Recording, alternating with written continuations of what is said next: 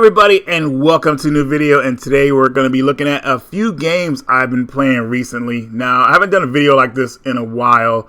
I think it's almost been like 6 months. So I wanted to kind of keep you guys laced up with the current games I've been playing recently. Now, I usually am only dedicated to one game, but when it comes to like games that are kind of like indie, I'll play between games or whatnot. Now, the games I'll be talking about in this video, some are old games that are re-released and some are brand new games, which I'm very excited to talk about. So let's get right into it. Here's Horizon Chase Turbo 2. Also, for some reason, just called Horizon Chase Part 2. But if you guys remember, a few years back, I mentioned this game on my channel and I was really intrigued with it. I got the physical release for it. When people saw it, they went crazy. I think I showed it in a pickups video on Jason's channel. And from there, it seems like the popularity for this game went up. The sequel keeps everything that made the first game great, but also adds something I've been wanting this game to have since the beginning: online play with other people across the world. For the most part in the first game, the tracks took place overseas, but now they are in America, at least starting off. I started off in Florida. It just everything felt great. The soundtrack for the game was great. Lots of cars to choose from. I think a lot of people will definitely appreciate this game, especially from the first one. But with the inclusion of online play, this game is going to get the recognition it deserves. Seriously, online play means a lot in these arcade type games, and I think they do it well. So I'm hoping the game will come out for more modern platforms soon, like the PS5 and still the PS4 for me. I'm playing the Switch version, as you can see, and there's a couple hiccups here and there. I'm sure they could patch it out, but I just rather play it on those other systems. But definitely, guys, this will be available soon on those systems as well, so be on the lookout. But right now, Switch exclusive, definitely check it out. It's a great racing game to play on the go.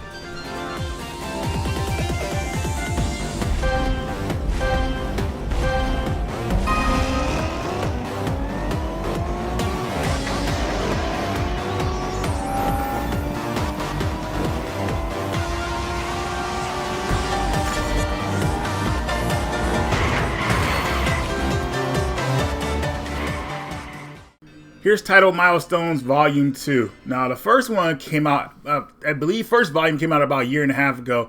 It has some decent titles on it, but not enough to really like make it worth picking up, unless you got it for a super cheap price. Volume 2, I'm afraid I feel the same way about. There's just not enough titles that will pull people in. They're putting the cheapest games out on there, and I don't mean cheap by saying that they're not worthy.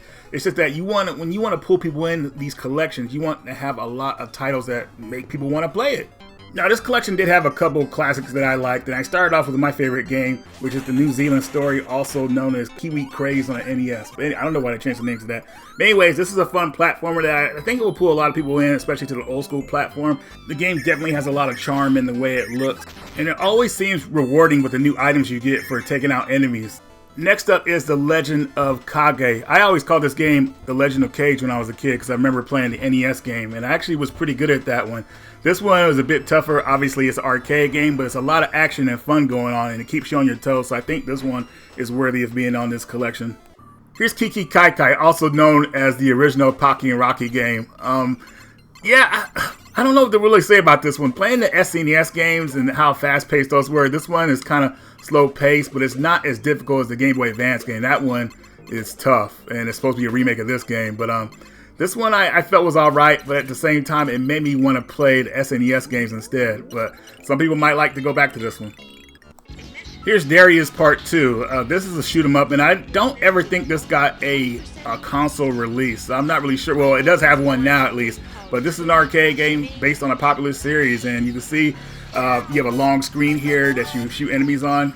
This game is definitely meant to be played with 2 players because there's a lot going on. But fun but difficult. And yes, the epic fish boss is in this game as well. But those are most of the games I checked out, guys. I think there's a few more on here that a lot of people will like, but at the same time, I don't know if the game, if you're getting the physical, if it's worth paying $40 for it. This is kind of maybe something you want to pay $2 a game, so you might want to wait for it to become around $20. If you're getting the digital version, which was what I'm playing now, you'll probably want to pay around maybe 20 for it if that. But anyways, do I think it's worth it? Yes, for 20 bucks. Anything more? No, I'm good.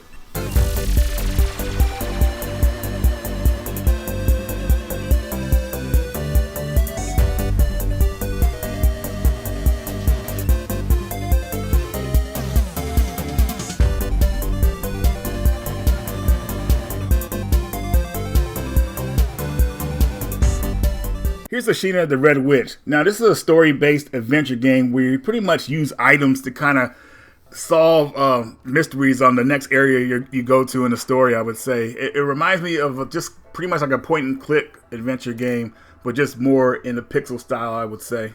When you look at the game's top-down perspective, you know, you automatically probably think of like an adventure game, like something similar to Zelda.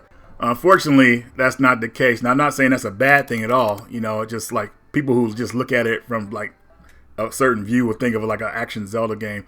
But being that this is a story game, you know, you're going to collect items to kind of progress the story, like with certain characters. So you have to talk to a lot of people and figure out certain puzzles and things like that. What's really going to pull people into this game, like it did me, is the comical story that this game produces. It's actually pretty funny. You know, some parts of it I was like, oh, what's going on? But then it just like, when I figured things out, it actually cracked me up. So the humor in this game is actually pretty hilarious, I would say. Now, not that this is a hard game to figure out, but you're going to have patience with it. You know, there's a lot of dialogue to read and things to figure out. But once you figure things out, you know, you feel a sense of accomplishment, I would say. So just want to put that out there.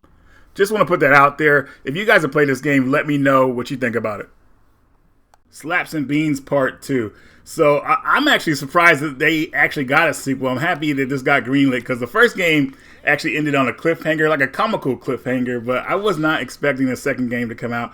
Now, if you haven't played this series, it is a comical beat 'em up that adds elements of like a lot of bonus games and like just all kind of like funny gimmicks during gameplay.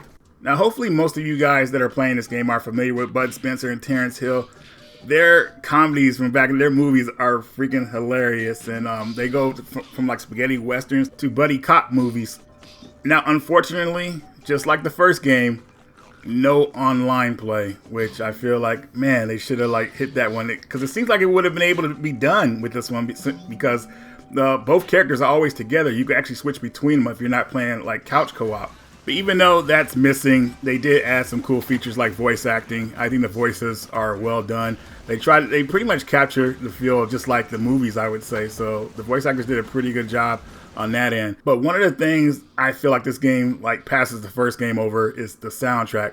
These tunes really match the atmosphere you're in, and they're just like, you could just sit back in your car and just listen to these tunes all day. I mean, they did a great job on the soundtrack, and the game even has a jukebox that you could like listen to the soundtrack in the beginning of the game so you could try out some of the songs. They go great with the action because in this game, you'll get swarmed by enemies. It's just like their movies when you saw the fight scenes in their movies back in the day.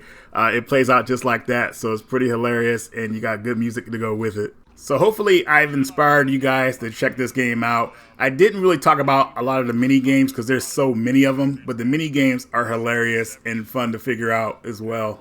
Even though they broke up the action a little bit too much for me, but still it's nice to know that they're there and there's a lot of them to check out.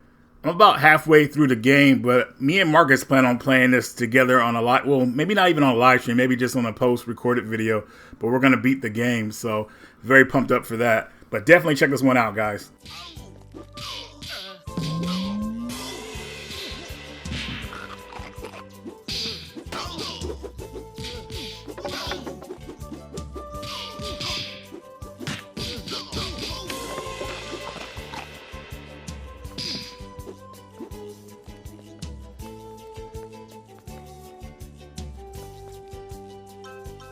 Cyercitizenshockman, also known as, alright, hopefully I don't mess this title's name up, but Kaijo Shozen Shobibaman Part 1 and 2, also known as Shockman in America. Now, originally I played the shelved BS Shockman, which is the fourth game in the series on the Super Nintendo, and really enjoyed that game. Thought it was freaking fantastic.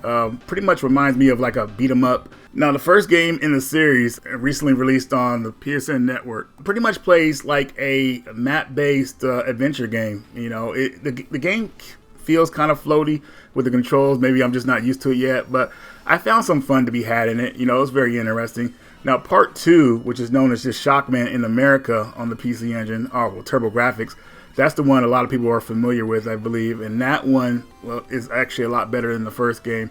It changes the action up. You know, some levels are kind of like shoot 'em ups or just like scrolling platforms, which is nice. It just changes the action up a bit to kind of make everything fresh, I would say.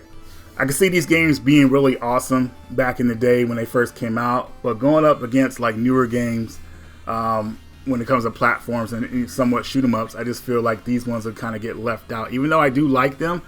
But after playing the 4th Shockman game, I just feel like the series should like go from like just kind of base everything off of that game, because I think that was the best one in the series.